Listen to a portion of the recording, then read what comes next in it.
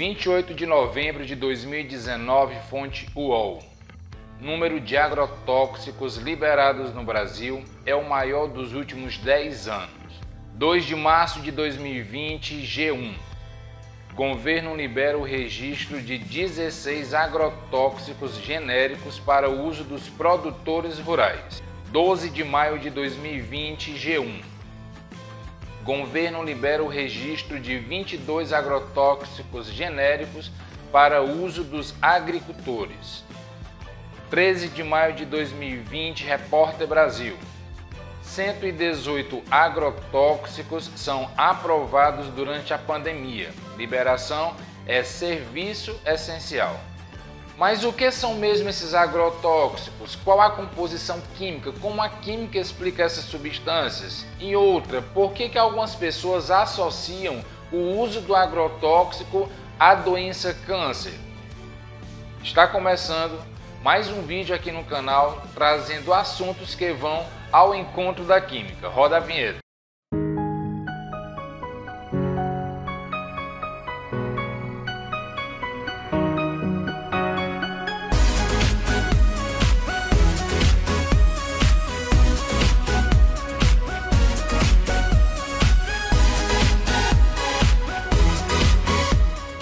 Cada dia que passa, os agrotóxicos estão mais presentes na nossa mesa, na mesa do brasileiro.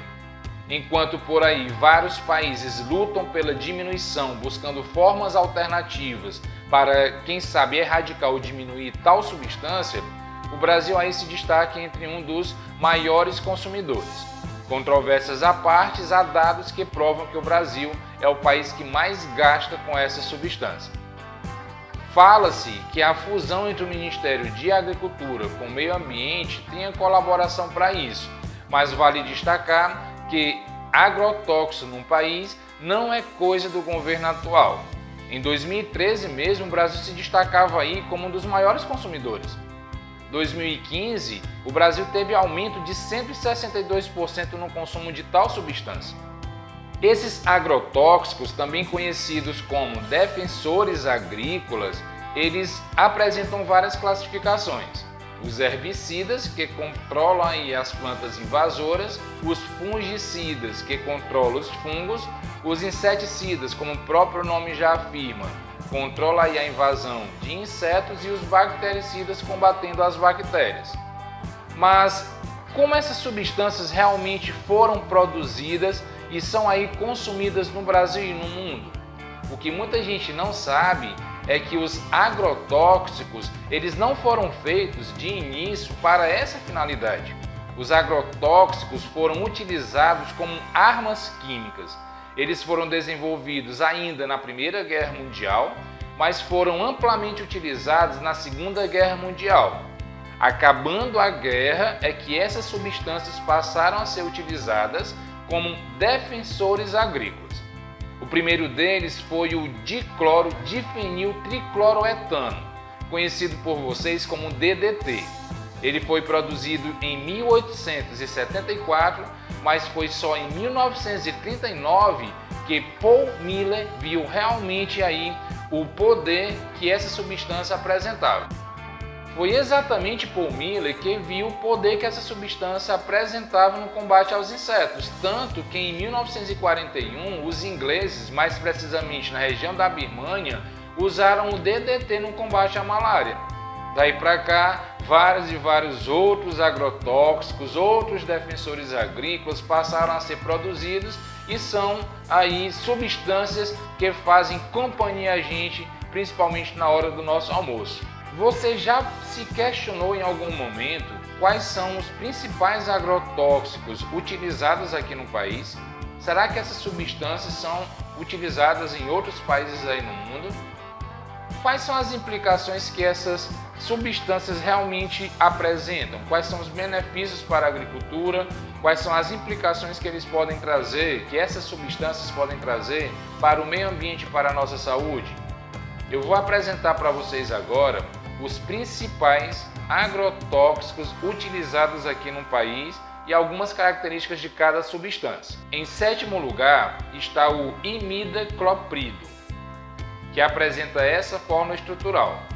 Ele é um inseticida que atua por contato e ingestão.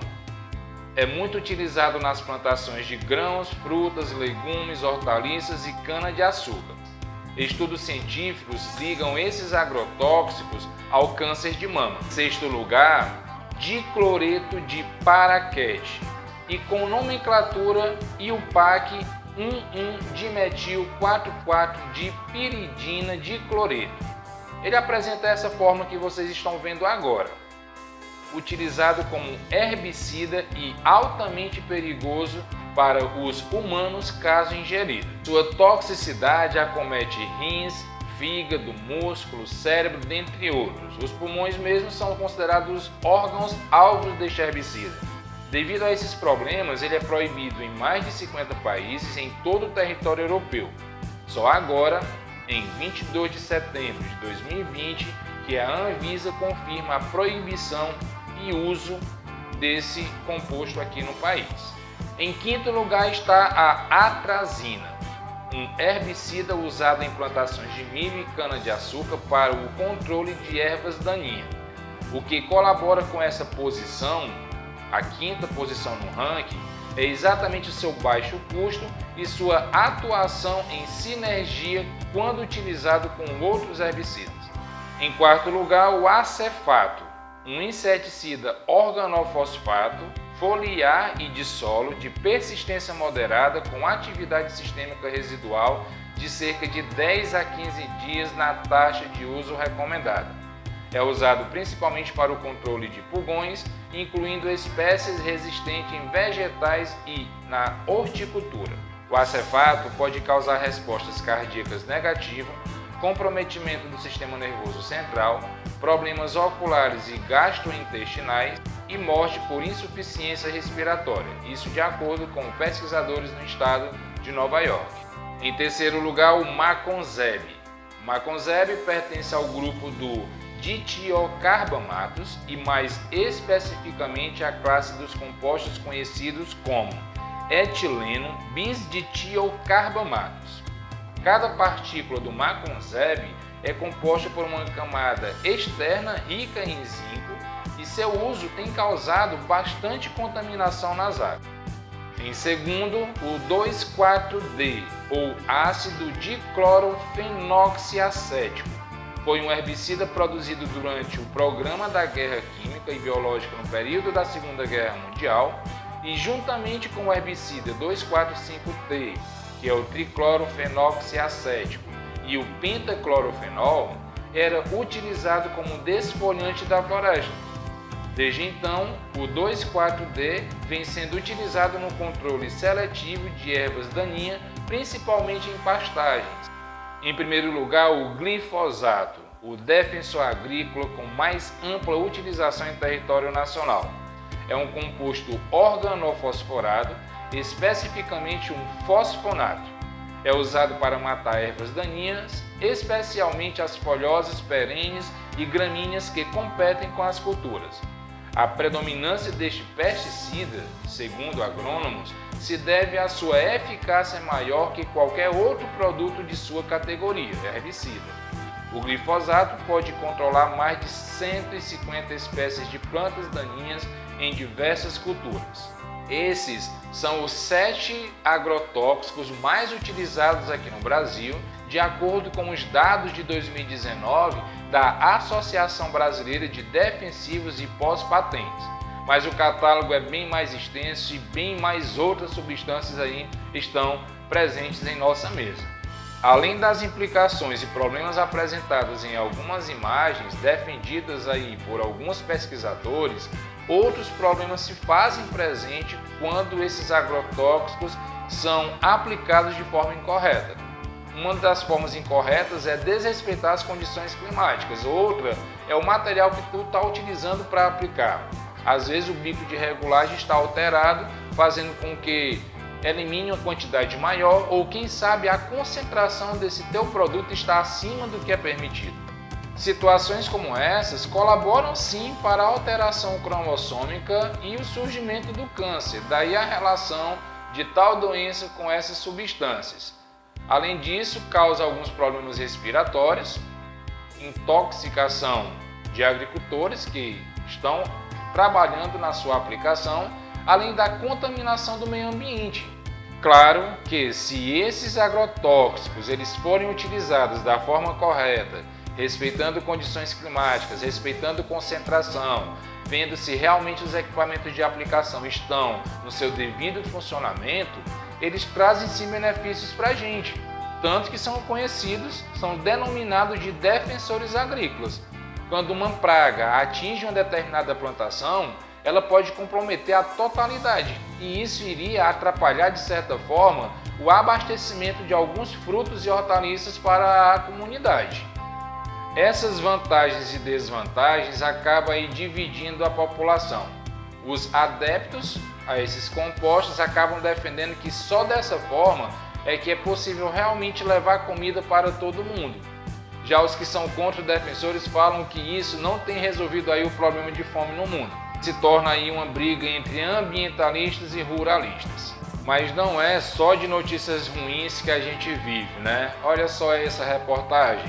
Cientistas usam nanotecnologia e produtos naturais para combater pragas.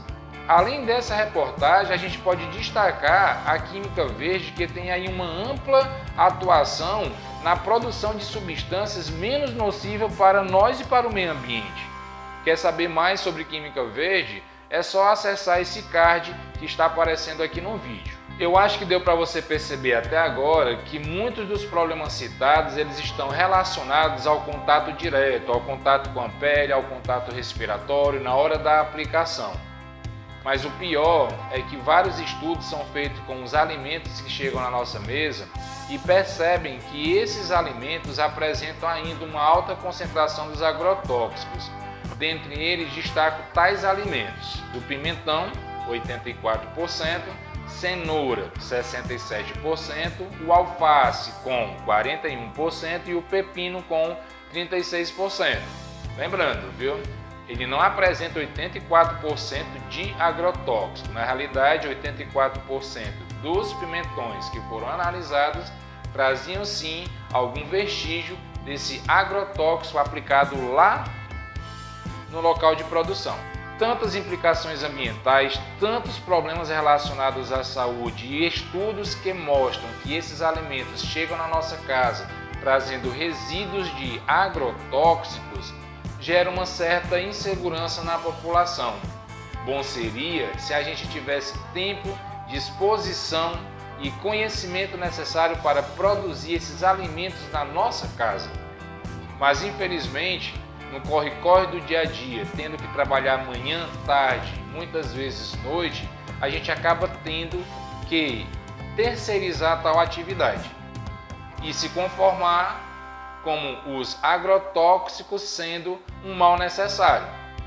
Ou é melhor então parar de consumir tais alimentos, já que eles apresentam essas substâncias? Não, né? Cada alimento tem lá a sua função. Muitas fibras, muitas vitaminas que o nosso corpo precisa aí nas atividades do dia a dia. Já que se trata de um mal necessário e a gente precisa realmente desses alimentos em nossa refeição, e infelizmente temos que terceirizar tal atividade, resta a gente ter alguns cuidados. Dentre eles, lavar bem esse alimento com água corrente e sabão neutro, deixar de repolho em solução de hipoclorito de sódio. Esse vídeo mostra como preparar tal solução. Retirar a casca dos alimentos é uma dica também interessante, e preferir alimentos da estação. Espero que você tenha gostado desse vídeo, das informações aqui apresentadas. Caso discorde de alguma, caso tenha alguma informação a acrescentar, pode deixar aí nos comentários.